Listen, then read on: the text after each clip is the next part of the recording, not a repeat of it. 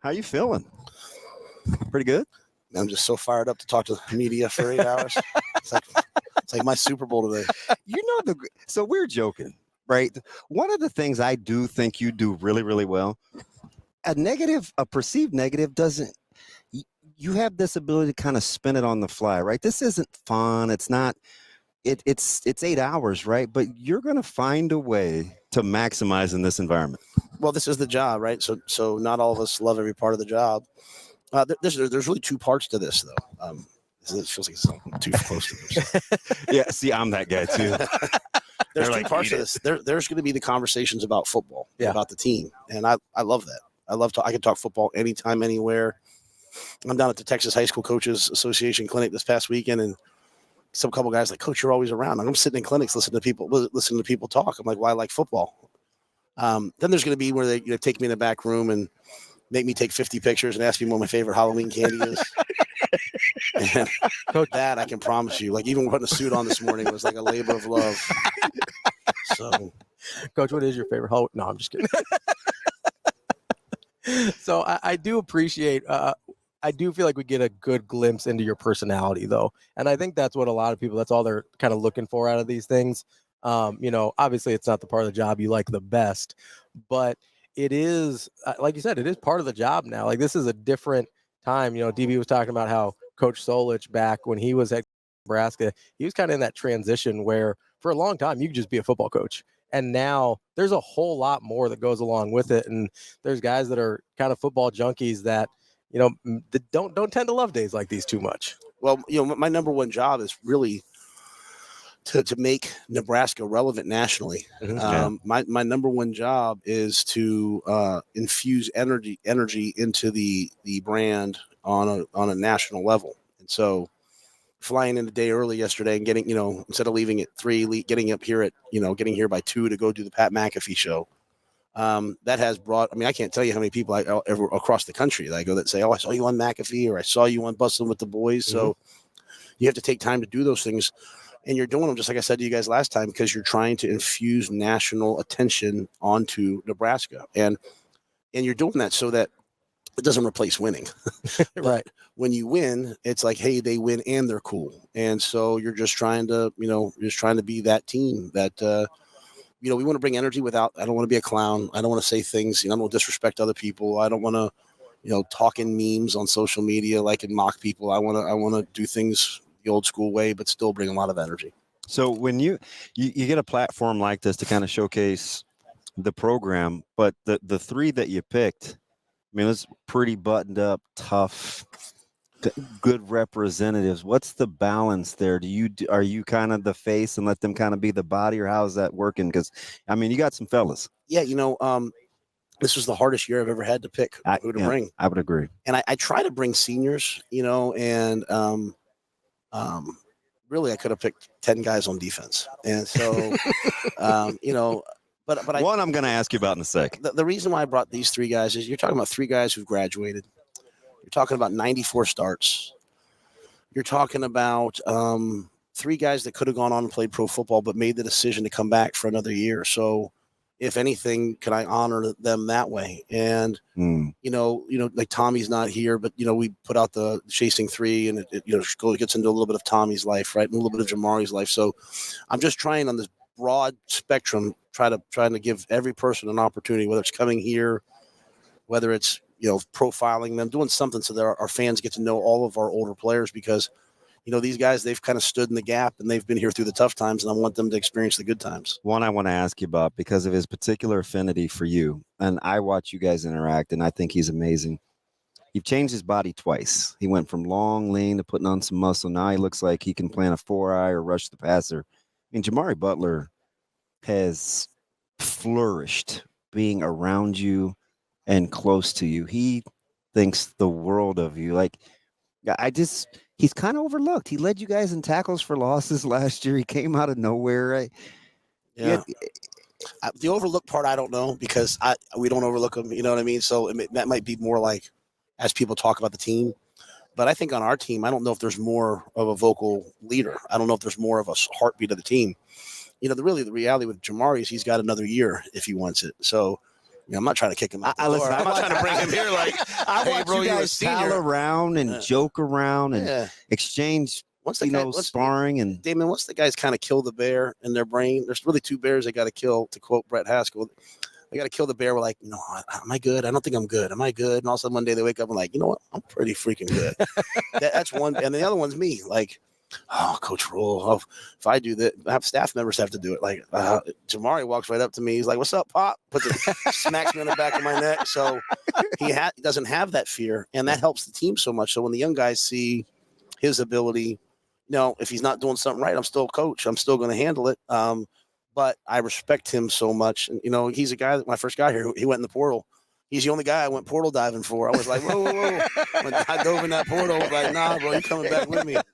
So, Coach, I got to ask, you brought up Jamari out. You're not trying to kick him out the door anytime soon.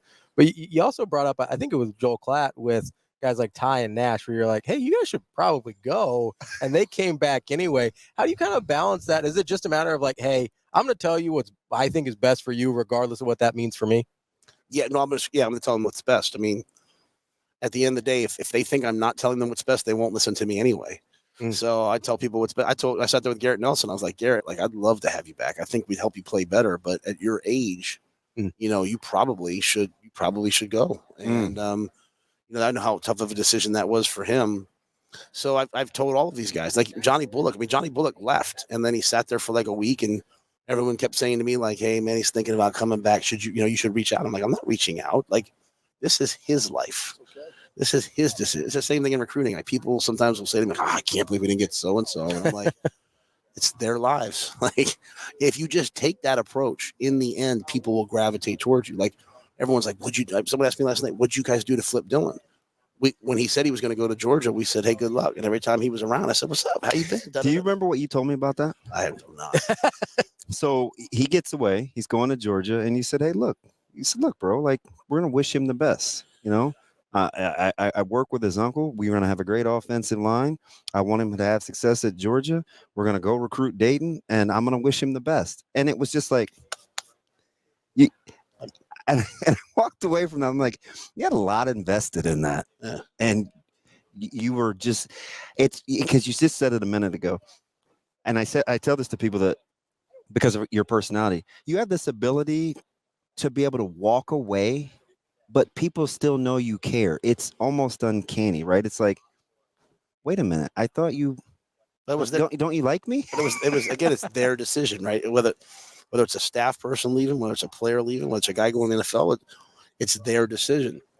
And if I'm different the minute they leave, then I'm not who I said I was in recruiting. So to me, it's like, I got a text the other day. I got a text just yesterday. Chief Borders was at a Chris Stapleton concert. He was that is wild. He was complimenting me. He said, I see you losing a couple pounds on Twitter. I was like, just a couple, buddy, not very many. But my point is like, I was his coach. I coached him. So, like, I have that relationship. I'll have that relationship with him forever. When it was his time to leave, he left.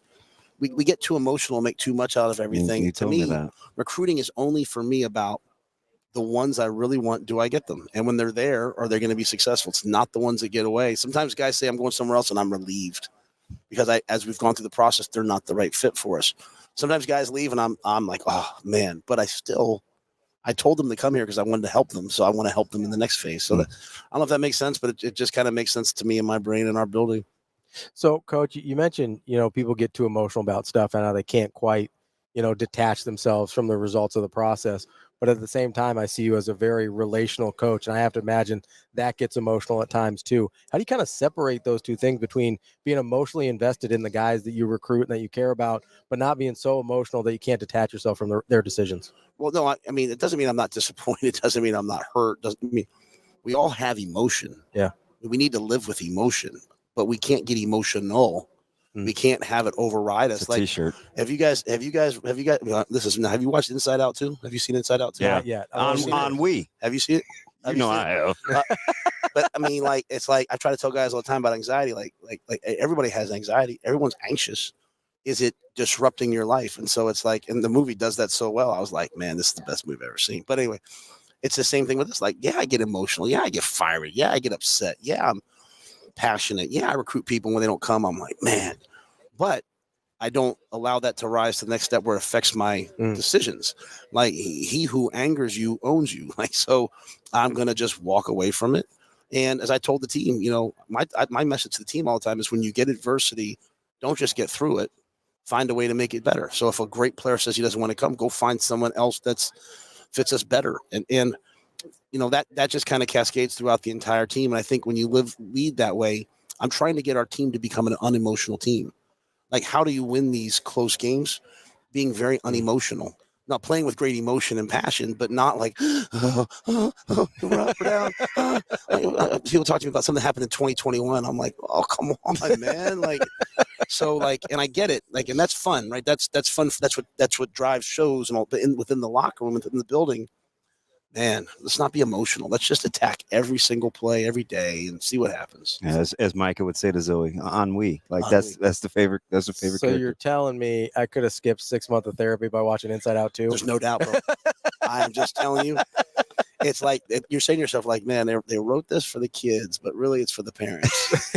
And I've watched 1 and 2, and I can't wait for Inside Out 6 because they'll be hitting about the 50-year-old range because I need some help figuring me out.